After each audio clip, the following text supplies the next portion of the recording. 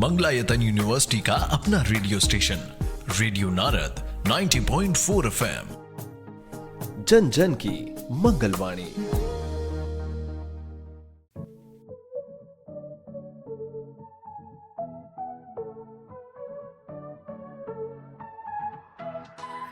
स्वागत है दोस्तों, रेडियो नारद 90.4 FM से मैं हूं आपके साथ आरजे याशी और प्रोग्राम शुरू हो गया है ज्ञान सागर। जी हाँ, जिसमें हम आपके ज्ञान को करते हैं और भी ज्यादा उजागर। दोस्तों, आमदनी अठन्नी खर्चा रुपया, या मैं कहूँ कि न बाप बड़ा न भैया, सबसे बड़ा रुपया। ये ऐसे मुहावरे हैं जिसमें पैसे की कीमत समझ में आती है। दिक्कत तब आती है जब कुछ भी सेविंग्स नहीं बचती, या मैं कहूँ कि कुछ जोड़ भी लें तो रखा हुआ पैसा चोरी हो जाता है, गायब हो जाता है, या किसी न किसी वजह से खर्च हो जाता है। आप कमाते हैं, खर्चा करते हैं, लेकिन जब बात आती है कुछ जोड़ने की तो एक सही समय पर सही निर्णय लेना बहुत जरूरी हो जाता है। तब हमारे सामने एक नया ऑप्शन आता है इन्वेस्टमेंट का। लेकिन इस इन्वेस्टमेंट से जुड़े कई अनगिनत सवाल हैं जिनके जवाब आपको आज के इस शो में मिलेंगे। जी हाँ, जिसकी विस्तार से जानकारी देने के लिए आज हमारे साथ मौजूद हैं एक ऐसी शख्सियत जो अलीगढ़ से बिलोंग करते हैं, जिनको इस क्षेत्र में लगभग 6 साल का अनुभव है, जिनके 8 रिसर्च पेपर पब्लिश्ड हो चुके हैं, करीब 7 सेमिनार, कॉन्फ्रेंसेस या वेबिनार्स अटेंड की हुई हैं, और साथ ही जिनको 3 साल का इंडस्ट्रियल एक्सपीरियंस भी है।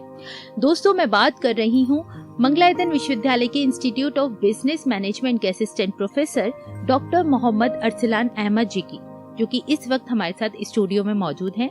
तो उनका स्वागत करते हैं। डॉक्टर अरसलान जी, आपका बहुत बहुत स्वागत है radio Narad 90.4 FM। Thank you Yashika ji, आपने मुझे एक मौका दिया, आपने इस मंच पर बुलाया, और उम्मीद करता हूँ कि आपके सवालों के मैं जवाब दे पाऊँ, जिससे कि श्रोतागण जो हैं उनको सुनकर कुछ उनको लाभ मिले, कुछ उनको बेनिफिट हो। तो मुझे बहुत अच्छा लग रहा है आपने बुलाया और मैं कुछ अपने बात आपके सामने रख पाऊँ। डेफिनेटली अरसलान सर, और जैसे आज के समय में जहाँ महंगाई अपने कदम बढ़ा रही है, वहाँ कई बार दिमाग काम करना बंद कर देता है। वहीं हमें एक ऑप्शन भी मिलता है इन्वेस्टमेंट का, लेकिन मेरे काफी श्रोतागण इस शब्द से भी वंचित हैं।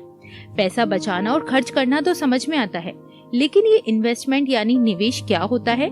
आप किसी उदाहरण के साथ हमें समझा सकते हैं? हाँ याशिका जी, देखिए सेविंग्स क्या होती है कि अगर आपने 10,000 रुपीज अर्निंग करी, 5,000 एक्सपेंडिचर कर दिए, तो बचे आपके 5,000 जी। वो आपने अपने पॉकेट में अपने घर पे रखा, तो वो आपकी सेविंग हो गई। ठीक है। और मैं इस सेविंग को बिल्कुल जीरो समझता हूँ, क्योंकि 5,000 आपके 5,000 ही रहेंगे, और आने वाले फ्यूचर में 5,000 की वैल्यू डाउन होती रहेगी जब तक कि आप उसको कहीं इन्वेस्ट नहीं करोगे। ठीक है, तो 5,000 के 10,000 कैसे करना है, ये हमें एक बेटर इन्वेस्टमेंट प्लान बताएगा कि इन पैसे को हम कहाँ कहाँ इन्वेस्ट करें। इसके कई ऑप्शंस हैं, डिपेंड करता है कि आपके पास इस वक्त कितना पैसा और किस सेक्टर में इन्वेस्टमेंट करना चाह रहे हैं। आजकल हर किसी के पास मोबाइल फोन है, हर किसी के पास एप्स हैं। 5,000 एक बड़ी रकम है मेरे हिसाब से। तो अगर आप 100 रुपीज पर मंथ गोल्ड में इन्वेस्ट कर रहे हैं, या किसी और म्यूचुअल फंड्स में भी आप इन्वेस्टमेंट कर सकते हैं, वहां पर आपका पैसा इस वक्त तो आपको कम लगेगा, लेकिन जब धीरे धीरे उसमें जैसा इंक्रीजमेंट होगा, मार्केट हमारा अप जाएगा। मैं बात करूं 500 की, अगर आप SIP चला दें, यानी कि आप चाय की कीमत की अगर आप SIP चला दें,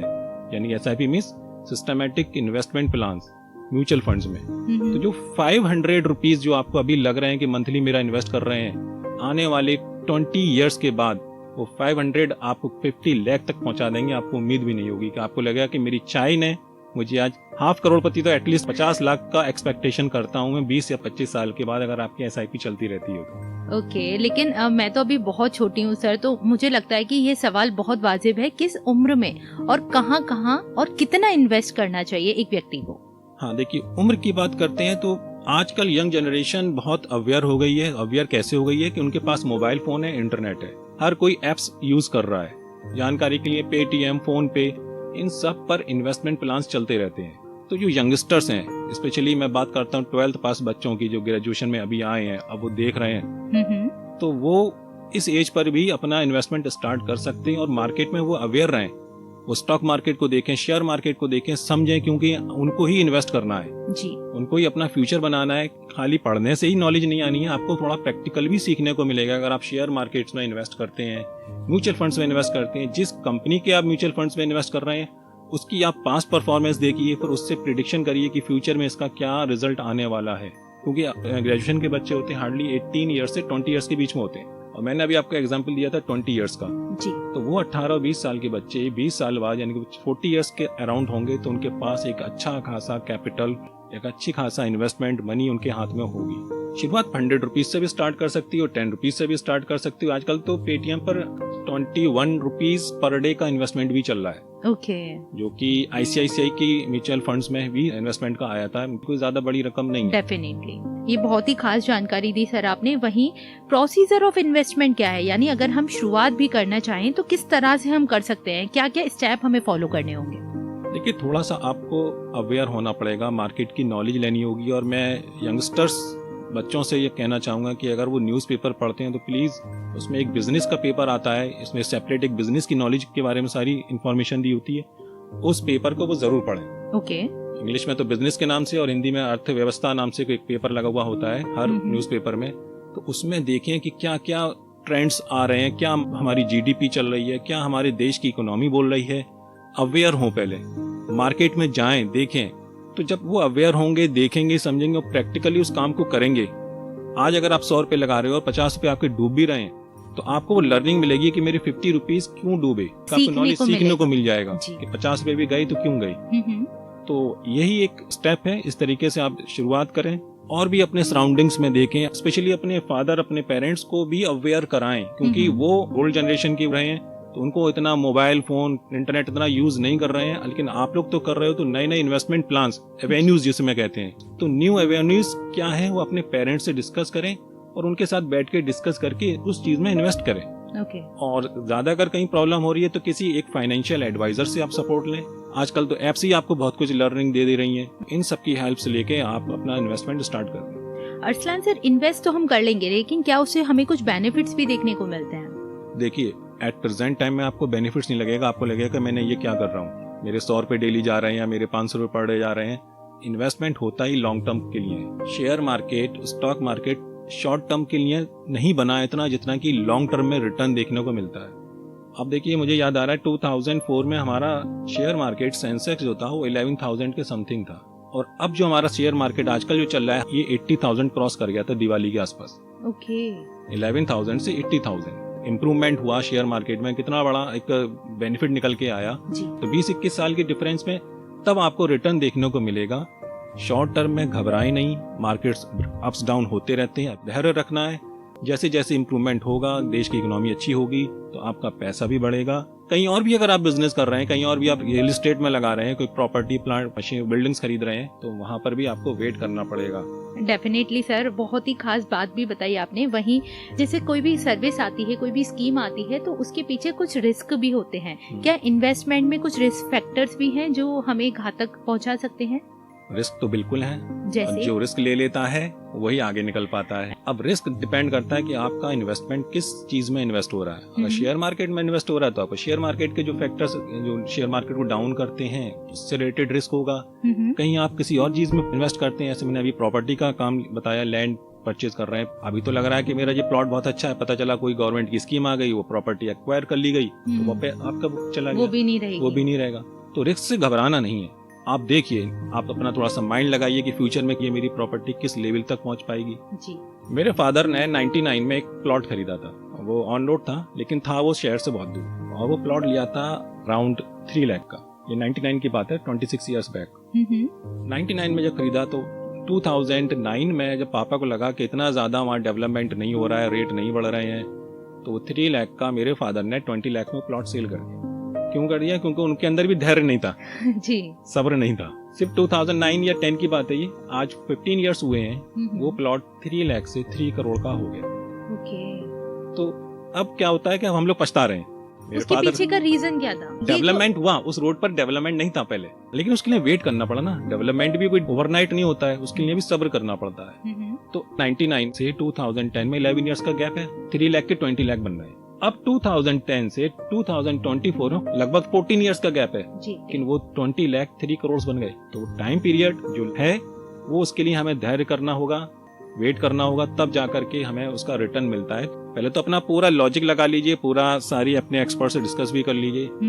जो भी पैसा लगा रहे हैं, जो मैंने अपना फंडा बना रखा है, मैं तो ये सोच रहा हूँ कि ये पैसा डूब गया, मेरा गया, अब मुझे नहीं मिलने वाला।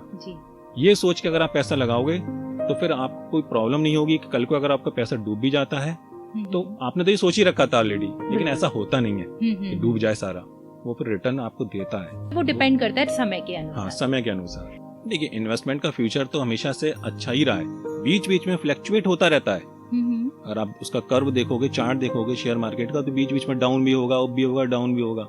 अगर आप लॉन्ग टर्म में देख रहे हो तो फ्यूचर मेरा अपवार्ड ही जा रहा है और अपवार्ड ही रहेगा। आजकल तो ऐसी आई एप्स आ गई हैं जो शेयर मार्केट को प्रिडिक्शन करने लगी हैं, वो आपको बता रही हैं किस कंपनी का शेयर्स परचेज करना है, किसका नहीं। बहुत कुछ मार्केट में आ गया है। बिल्कुल सर, आपने बहुत ही खास बात बताई और मुझे लगता है इन चीजों से मेरे श्रोताओं को बहुत कुछ जानने को, सीखने को मिलेगा। वहीं क्या क्वालिटीज एक व्यक्ति में ऐसी होनी चाहिए जो वो इन्वेस्टमेंट करने के लिए प्रिपेयर्ड हो? क्वालिटी सबसे पहले वो ये कि रिस्क बियरर होना चाहिए, उसके अंदर रिस्क टेकिंग एबिलिटी होनी चाहिए। दूसरा, उसके अंदर धैर्य होना चाहिए। ये नहीं कि आज पैसा लगा रहा हूँ कि कल को मुझे उसका रिटर्न मिल जाए। पेशेंस होना चाहिए। तीसरा, वो मार्केट में अवेयर रहे, मार्केट में देखे क्या ट्रेंड्स चल रहे हैं। जब तक कि वो मार्केट को समझेगा नहीं तो वो क्या इन्वेस्ट करेगा। बहुत से लोगों के पास पैसा होता है, मनी होती है, लेकिन उनके पास नॉलेज नहीं होती, क्योंकि वो मार्केट में कहाँ जाएं, किस में इन्वेस्ट करें, तो उनको कोई बताने वाला नहीं है। और बताने वाला जब ही होगा जब आपके दिल में वो इंटरेस्ट होगा कि मुझे अपने पैसा को सेव नहीं करना है, इन्वेस्ट करना है। सेविंग नहीं, इन्वेस्टमेंट ज्यादा जरूरी है। एक बार में एक व्यक्ति कितनी जगह इन्वेस्टमेंट कर सकता है? अब ये डिपेंड करता है कि वो उसका इंटरेस्ट किस फील्ड में है, प्रॉपर्टी में है, गोल्ड में है, शेयर मार्केट में है, और अपने पैसे को, फंड को देख के मेरे पास उतना ही पैसा है या नहीं। म्यूचुअल फंड से आप 10 रुपए से स्टार्ट कर सकते हो, 10 रुपए से आप प्लॉट नहीं खरीद सकते, रियल एस्टेट में नहीं एंटर हो सकते। अगर हम 3-4 जगह इन्वेस्ट करना चाहें ना सिंगल टाइम, तो क्या हम कर सकते हैं? हाँ, क्यों नहीं कर सकते हैं आप। म्यूचुअल फंड्स में लगाइए, शेयर्स परचेज करिए, एक्सचेंज ट्रेडेड फंड, उसमें आप इन्वेस्ट करिए। तो शेयर मार्केट में बहुत सारे ऑप्शंस हैं, किसमें आप इन्वेस्टमेंट करना चाह रहे हैं, आपका इंटरेस्ट, आपका रिस्क टेकिंग एबिलिटी, आपका पॉकेट, ये सारी चीजें आपको बताता है कि कितना और कहाँ लगाना चाहिए। Definitely sir. और वहीं चलते चलते एक आखिरी सवाल आपसे करना चाहूंगी, आपका ज्यादा समय न लेते हुए। जो श्रोतागण इस समय आपको सुन रहे हैं, आज के विषय के मुताबिक आप उनको अपनी ओर से क्या संदेश देना चाहेंगे? मैं स्पेशली यंगस्टर्स को ये कहना चाहूंगा कि आप अपने पेरेंट्स को भी अवेयर करें इन्वेस्टमेंट के लिए। और इन्वेस्टमेंट मेरे हिसाब से ऐसा भी करें जिसमें प्रोडक्टिव इन्वेस्टमेंट हो। एक होता है नॉन प्रोडक्टिव और एक होता है प्रोडक्टिव। तो नॉन प्रोडक्टिविटी में तो यह है कि आपने पैसा ऐसी जगह इन्वेस्ट करा कि जो सिर्फ आप ही को फायदा दे रहा है और किसी और को नहीं दे रहा है। ठीक है। शेयर मार्केट एक ऐसा प्लेटफॉर्म है जो आपका पैसा कंपनीज में इन्वेस्ट हो रहा है, और जो कंपनीज का जो परफॉर्मेंस अच्छी हो रही है, तो दैट मीन्स वो आपके देश के लिए काम कर रही है, वो कंपनी, वो एम्प्लॉयमेंट जनरेट कर रही है, क्योंकि आपका पैसा उसमें लगा है और बिजनेस बढ़ रही है आगे, तो जाहिर सी बात है एम्प्लॉयमेंट अपॉर्चुनिटीज दे रही है। तो आप अपने पेरेंट्स को इन्वेस्टमेंट के लिए जागरूक करें, उन्हें बताएं, क्योंकि आपके हाथ में मोबाइल फोन है, आपके हाथ में नेट है, हो सकता है वो इतना अवेयर ना होते हों, तो आप उनको वो चीजें बताएं कि मार्केट में ये चीजें आई हैं। वो जानते भी नहीं होंगे ETF क्या होता है, वो जानते भी नहीं होंगे SIPs क्या होता है। मेरे पेरेंट्स नहीं जानते थे।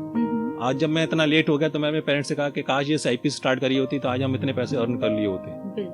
तो अपने पेरेंट्स को बताएं स्पेशली, और खुद भी अवेयर रहें, मार्केट में देखें क्या ट्रेंड चल रहा है, न्यूज़पेपर पढ़ें, स्पेशली बिजनेस सेक्शन वाला न्यूज़पेपर पढ़ें, जिससे कि आपको भी नॉलेज हो और आपका 100 रुपीज जो आप इन्वेस्ट करोगे वो आप हमारे देश के लिए ही वो प्रोडक्टिव बनकर ही आएगा। सर, जैसे आपने प्रोडक्टिव वर्ड यूज किया, तो प्रोडक्टिव में FD/RD का एग्जांपल हम मान सकते हैं? हाँ, आप अपना पैसा बैंक्स में अगर आप लगा रहे हो तो जाहिर सी बात है बैंक्स भी पैसा आपका है, वो अपने पास ना रख करके वो भी बिजनेस में लगाती है, वो भी दूसरी कंपनीज में इन्वेस्ट करती है जी। तो ये भी एक प्रोडक्टिव है। लेकिन ऐसे आप रियल एस्टेट प्लॉट वगैरह खरीद ले रहे हो तो वो नॉन प्रोडक्टिव नेचर में आ जाएगा, क्योंकि वो तो आप ही के पास रहा, बिल्कुल उसकी वैल्यू बढ़ी, आप ही को फायदा हुआ, उससे देश का कोई फायदा नहीं हुआ जी। वो आप पर्सनल यूज के लिए कर रहे हो, और जब सेल कर रहे हो तो आपको ही रिटर्न मिल रहा है। डेफिनेटली सर, बहुत ही अच्छा संदेश दिया आपने। दोस्तों, इन्वेस्टमेंट एक एसेट या एक आइटम है जो या तो एप्रिसिएशन प्राप्त करने या इनकम जनरेट करने के लिए अर्जित किया जाता है। इन्वेस्टमेंट समय के साथ आपकी संपत्ति को बढ़ाने के बारे में है, लेकिन हाँ, इसमें सही निर्णय लेना और समझदारी से निर्णय लेना बहुत जरूरी है। तो इसीलिए हर पहलू पर ध्यान दें। बाकी एक बहुत ही अच्छे संदेश के साथ डॉक्टर अरसलान जी ने अपनी वाणी को विराम दिया कि आजकल मार्केट में बहुत सारी नई नई टेक्निक्स आ गई हैं, नई नई सर्विसेज आ गई हैं। तो अगर आप उनसे अवेयर रहेंगे और साथ ही अपने पेरेंट्स को भी उनसे अवेयर करेंगे, तो ना सिर्फ आप एक सही निर्णय ले पाएंगे, बल्कि आप अपने लिए इन्वेस्टमेंट करके बहुत सारा पैसा भी कमा सकते हैं। इतना प्यारा सा संदेश दिया डॉक्टर मोहम्मद अरसलान अहमद जी आपने, और रेडियो नारद से जुड़े साथ ही हमारे श्रोताओं को इन्वेस्टमेंट यानी निवेश पर ढेर सारी जानकारी दी। आपका बहुत बहुत धन्यवाद। धन्यवाद याशिका जी, आपने भी मुझे मौका दिया बोलने का, धन्यवाद। इसी के साथ दोस्तों अभी मेरा वक्त हो गया है आप सभी से विदा लेने का। फिर लेकर आऊंगी आपके लिए एक नया खास विषय और जानेंगे उसके बारे में बहुत सी इंटरेस्टिंग बातें एक नए मेहमान के साथ। तब तक के लिए मुझे यानी आरजे याशी को दें इजाजत। रेडियो नारद 90.4 FM, जन जन की मंगलवाणी। Stay tuned.